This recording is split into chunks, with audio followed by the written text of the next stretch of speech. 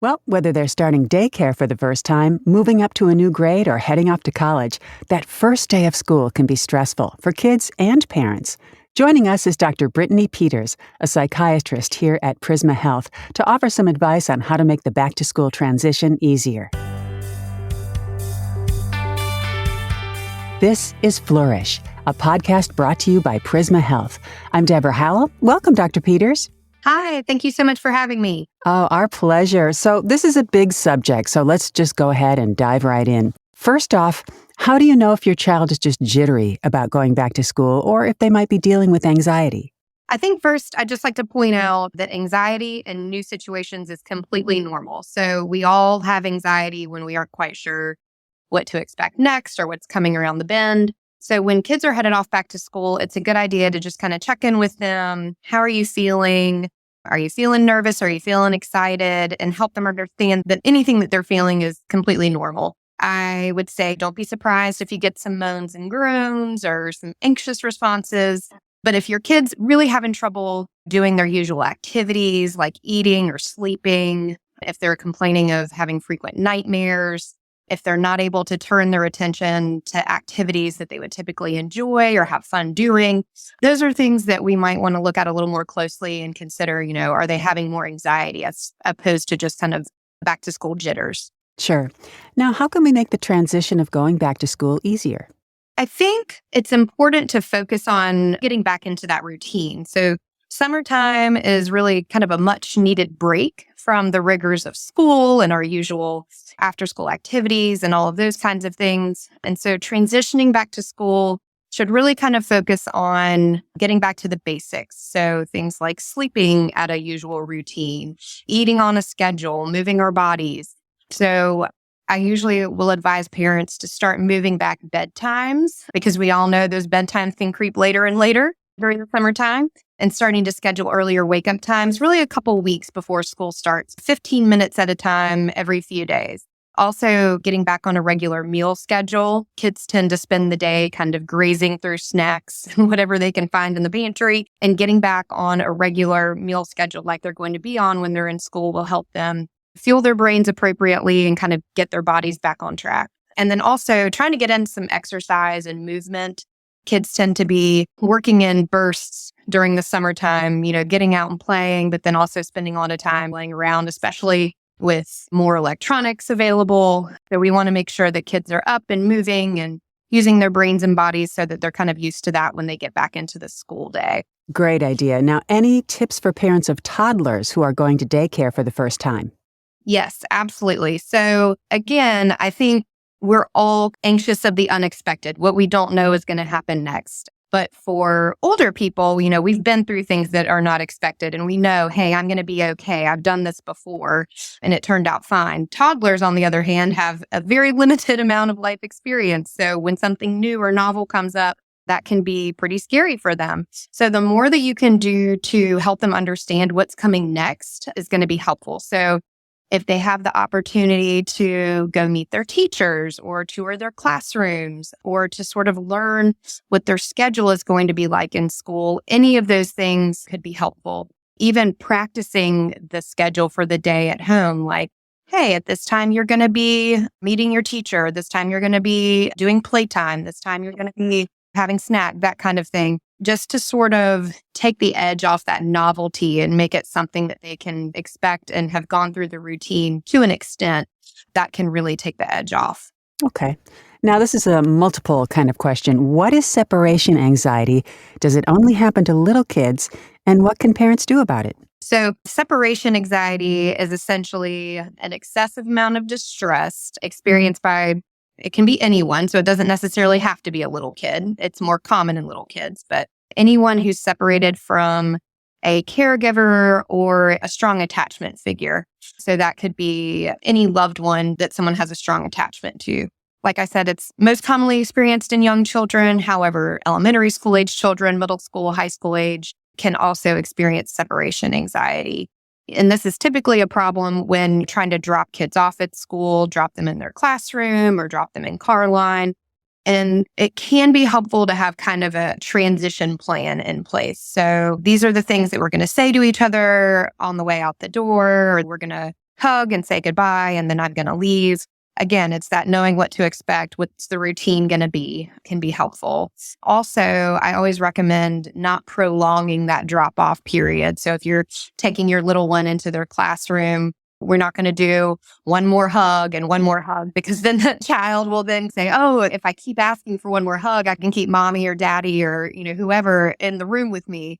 So that's important also. The other thing that I recommend sometimes with kids that are struggling with separation anxiety is allowing them to have a transitional object. So what that is something that they can keep with them or hold with them that reminds them, hey, mom and dad are coming back, or grandma's coming back, or whoever the caregiver is. And so it's something that their caregiver gives to them at drop off, and then they give back to the caregiver when they get back home. So for young children, that could be something like a blanket or a stuffed animal. That obviously doesn't work as well in older kids. So things like a bracelet or a small picture or something like that can be helpful for separation anxiety as well. Okay. And what are some common struggles you see among elementary school children, and what advice do you have for those? So kids in elementary school, they kind of experience a broad spectrum of anxiety symptoms with return to school. So some kids start to have more social anxiety in elementary school, where they kind of worry about, what are others thinking of me? How do I fit into my friends? Some kids are having performance anxiety about their academic, or still that separation anxiety. And I think one thing that's important to remember is anxiety is very, very common. And so this isn't something that we should feel ashamed of or take as a problem with our parenting or something like that. And so I think it's important to feel open, that you can talk to teachers and administrators and school personnel. My child's struggling with X, Y, or Z. What has been helpful for other kids in the past? Can we work together to manage this? Because those teachers and administrators have seen this 100 million times, and they can sort of help to arrange plans depending on the specific situation. Also, I think it's important to point out, sometimes kids start to really resist wanting to go to school, or saying, can I be homeschooled? Can you keep me home from school? And I think it's really important in those cases to reach out to the school personnel, the guidance counselor, the administrators, to work on a plan for helping your child feel more comfortable in school and staying in school. Because pulling the children out of school kind of teaches them that their fears are correct and they can't handle that tough situation, and we just need to avoid it. And I think an important lesson for everyone regarding anxiety is that we can also experience anxiety, but also learn to manage it and deal with it in a way that's healthy and appropriate. Sure. And now maybe the most challenging. Why is middle school such a stressful time for kids?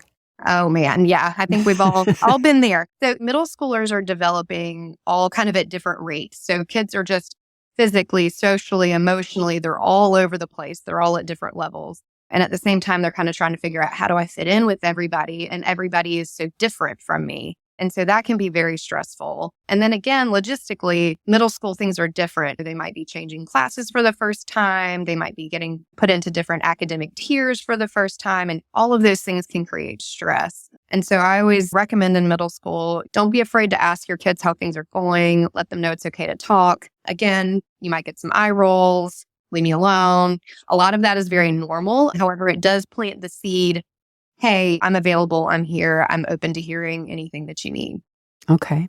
And, I'm going to have to ask you, how can parents help their teens manage the pressures of high school? Yeah. So again, I think I would stress the importance of open communication. What I hear the most from teens is that when they're trying to talk to their parents, the parents are constantly trying to give advice. And I think as a parent, it's tough to hold back on giving advice, because you want to help your teenager. You want to give them your experience and try to help them navigate the world in the best way possible. But sometimes kids just kind of want to talk and be heard. So letting them talk and getting curious about how they're feeling and why. And if you want to give some suggestions, saying, would it be okay for me to give you some suggestions from my experience? That can go a long way in keeping kids kind of shutting down. That's not to say it's not important to have rules, boundaries, consequences for risky behaviors, which can certainly come up in those high school years. But, as far as that's concerned, I think it's also best to discuss expectations around behavior ahead of time and kind of work together collaboratively on what's going to happen if I engage in this behavior. What can I expect as a consequence on the front end? Everybody's kind of on the same page. Okay. Here it is. Finally, your student is heading off to college. How can we help them? Because they need help during this very difficult transition.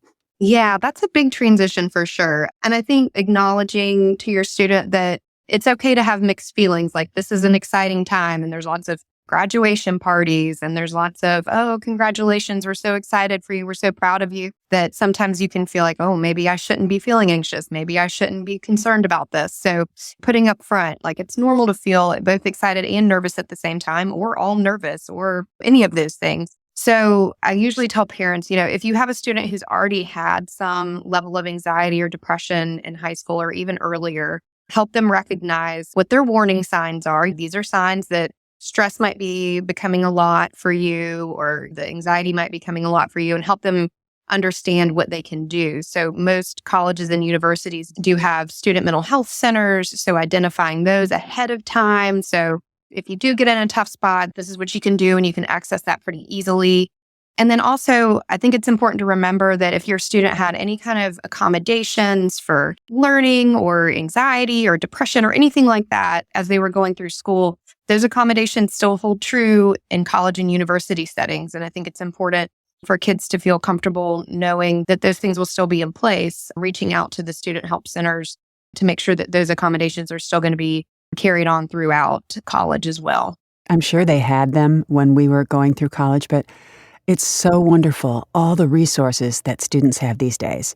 Yes, it is definitely wonderful. And I think it's important. People just have to remember they exist. And so they have to ask for them. Yeah. Like, it would never have occurred to me in college to seek help if I were anxious. Now it's kind of more normalized, right? Exactly. And I think that's wonderful that people feel more empowered and encouraged to reach out when they need help, as opposed to feeling kind of ashamed and it's something they aren't supposed to talk about. Dr. Peters, is there anything else you'd like to add to our conversation? I just really appreciate you giving me the opportunity to come here and talk, and this being an open forum for us to discuss these important issues. Wonderful. Well, it was a pleasure to have you. Thank you so much for this great information. We really appreciate how you've shined a light on back-to-school stress today. Yes, ma'am. Good talking to you. Dr. Brittany Peters is a psychiatrist here at Prisma Health. For more information and other podcasts like this one, head on over to prismahealth.org/flourish. This has been Flourish, a podcast brought to you by Prisma Health. I'm Deborah Hallow. Have yourself a terrific day.